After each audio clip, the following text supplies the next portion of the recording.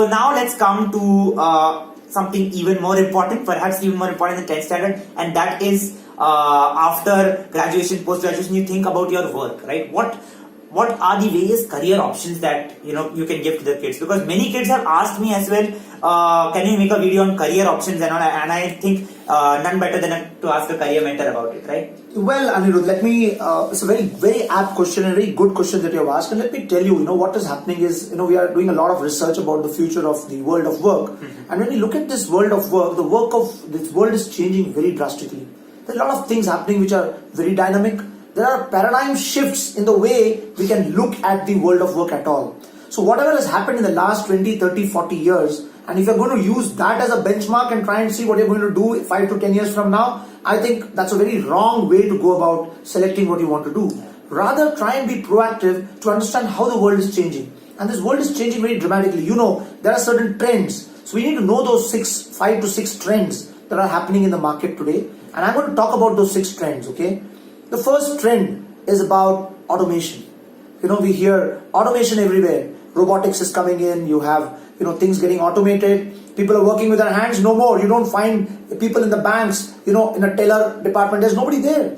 There are no, people calling up. It's an interactive voice response system. Everything is changing. So everything is getting automated. So automation is there in a big way. So people have to start thinking about getting into roles which involve understanding automation, working with automation. So that's the kind of skill that you need to acquire. Second area, wherever there is, compression of time, you take X amount of time to do a work.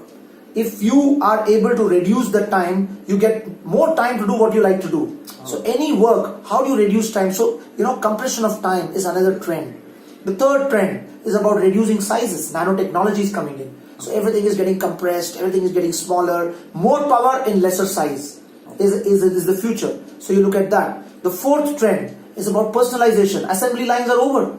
It's all about personalization. You look at it, you get what you want. You're not going with what the mass wants. Yeah. You have your own desires. So everything is getting personalized. So get into areas which is involving, for example, 3D printing. You can 3D print your t-shirt. You can 3D print your glasses. You can 3D print your house. There's so much of, that's the future.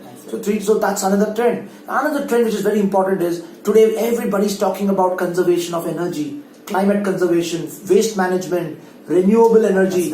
These are all areas, environmental protection. These are areas which are coming up in the future. Yeah. So we need to focus on that. Those are areas which will be very much in demand. And the last but not the least, you know what? It's a surprise to you, or may not be.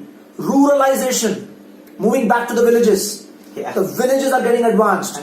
People are going to work. Agriculture is getting, popularized. Mechanized agriculture, precision agriculture, vertical agriculture, hydroponic. These are all the areas which are coming up. If you know these 6 trends, I'm telling you, you will be hitting the right spot. So these are 6 trends about the future of the world of work. This is one point.